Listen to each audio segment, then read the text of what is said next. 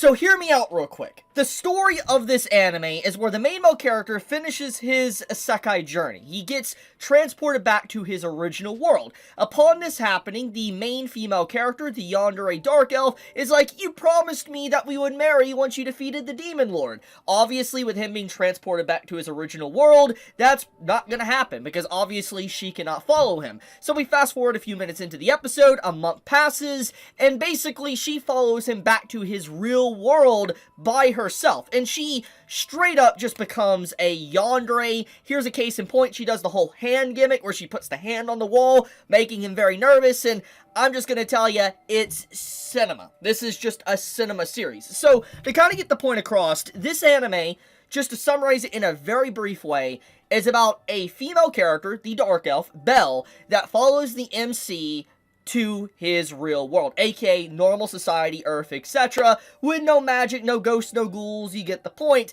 and it's, I'm gonna be honest, already a unique concept. There has been a few series that's done this in the past, but I always love it because it's very sporadic and far in between, because normally when we get these type of stories, or isekai stories, it's typically just, you go to the fantasy world, you defeat the demon lord, or whatever you need to do, and that's basically what the story is. That's what it will be, and when the series does eventually wrap up, that's it. That we don't get any epilogue of what happens into the real world, or maybe the character just dies of old age and that's it. One or the other. But to see a story focus on a female character, or just a character going back to the original world and then following that said character, it's a nice reverse isekai. And instantly, soon as I found this out when I was watching the episode, I was like, I gotta watch this. I gotta talk about this, because I know there is a lot of people that legitimately love this type of stuff, love this type of content, and so obviously I wanted to share it with the class. Now, with that being said, there is quite a few things I do want to discuss,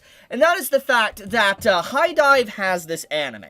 But there is a problem, which is shocking, because HiDive is very well known for being, well, let's be honest, very high quality when it comes to the anime they pick up. They picked up Gushing Over Magical Girls for clarification, and anyone that knows anything about Gushing Over Magical Girls knows just, how uncensored that was, so to speak. So, when this series, I heard this series is getting picked up by HiDive, I was personally under the impression that it would be in a very similar nature. Uncensored everything. And the reason why is because it is supposed to be uncensored. I have seen the manga panels, but also there is an uncensored version out there. I'm just going to say it's not anywhere to watch technically, quote-unquote, legally, but it is out there. And that's all I will say. But HiDive got the censored version, which is a massive L. It's a real massive L, and let me explain why this is. Because in this very same week, less than like 5 days ago, Crunchyroll got a uncensored anime and released it on their platform. I'm talking about Please Put Them On. The fact that Crunchyroll got a W like that, and HiDive took this very rare L, okay, with censored content, shocks me. I am shocked I'm not doing this video on Crunchyroll, but no, I'm doing it on HiDive. That blows my mind. I cannot believe that. I mean, there's probably a lot of reasons why this happened, but even still, I mean, HiDive has always been that, you know, actual anime streaming platform that has had uncensored content. So to see this is not a good step in the right direction. It's a bad direction they're stepping now. But anyways, getting over that for a second, let's talk about this episode. So overall, gotta be honest with you, the overall theme and vibe of the first episode is more or less to introduce the main female and male character, their dynamic, and more or less to see kind of their synergy, who really has, let's say, the pants in the relationship. And I'm just gonna be honest with you, it is Belle, aka our main female character here, the Yandere Dark Elf. She has the pants on. I mean, she literally puts her hand up against the wall as I showed. There is an entire bath sequence, which I'm not going to elaborate on. Watch it for yourself if you want to see it. But basically, there is a lot. If you are a fan service ecchi enjoyer, you're going to love this. I'm just going to say it. You're going to absolutely adore this. Like, if you like, for instance, Please Put Them On, you're going to like this one. Probably you're going to like this one more, especially if you get a hold of the uncensored version. You're probably going to like this a hell of a lot more. And I'm going to tell you, I'm not a manga reader. I believe this comes from a manga, not a light novel, but I have seen some of the manga panels, and it looks really good. And I've always actually wanted to read it ever since I became aware of it, just never did. But, I'm gonna say, it's got my seal of approval. It's pretty good. Now, art and animation-wise, besides let's be honest, the fan service scenes, the art and animation's okay. It's very average, nothing impressive, not a bad thing, just very standard stuff, nothing to write home about. Besides that, I mean, the story is building up to where the main character's gonna have to deal with his life of having an elf in his life. And you gotta imagine trying to explain this to people around him, because it's like, she obviously isn't a citizen of Japan. She is just literally someone that transported to the world. So there is a lot of, like, potential here for story elements to develop upon, to turn it into a serious story, turn it into a comedy story. Right now, there's a lot of comedy that's thrown into this, but there is two directions that the story can go. It could focus heavily on the comedy, or it could go down dark routes. And I hope it does kind of elaborate and do a little bit more of a serious story.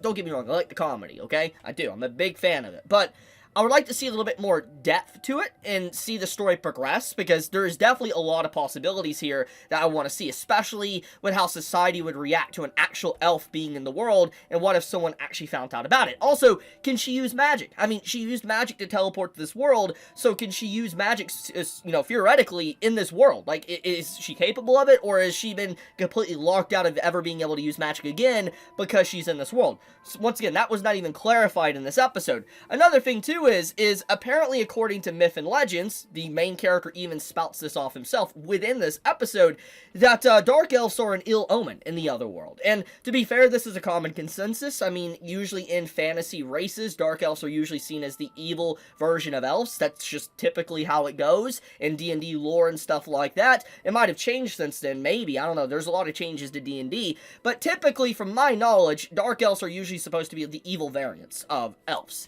And he even mentions in this episode that usually dark elves and stuff are an ill omen, so I wonder if we're going to get to see these tendencies of, like, maybe her not necessarily being a really good person, being actually kind of vile. I mean, to be fair, the title even says she's a yandere, so we shall see. But once again, very good show. I love what I watched. I was very impressed by it. It took me by surprise. The only thing that really, like I said, is a big net negative for this is HiDive getting the censored version. I'm just legitimately in shock about that, because they've just been so good at the uncensored stuff. The fact that they got the censored version, I'm just like, dude, how did this even happen?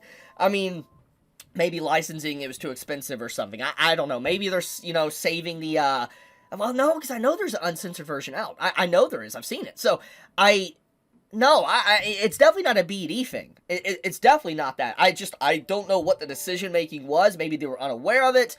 But yeah, that is just a very curious question mark. But I will continue watching this. Continue watching this anime, because it's, yeah, it's fun. It's fun. And I love reverse isekai. It's why I loved Recreators so much years ago when it came out, because it's just a very different concept than the typical, oh, you're transported into a fantasy world. I like it when fantasy characters come to the actual real world and get to see them incorporate into society.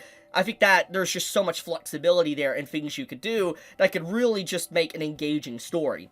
I think that's why, like, a lot of people like, you know, Mouse-sama a long time ago, is because of that. Like, you know, the devil is a part-timer. I think that's one of the big reasons why people love that, too. But I'll leave it at that. Tell me your thoughts in the comments below. Are you going to watch Yandere Dark Elf? Are you going to not watch it? All I'm going to say is that, if you are into romance fan service stories, probably going to like this.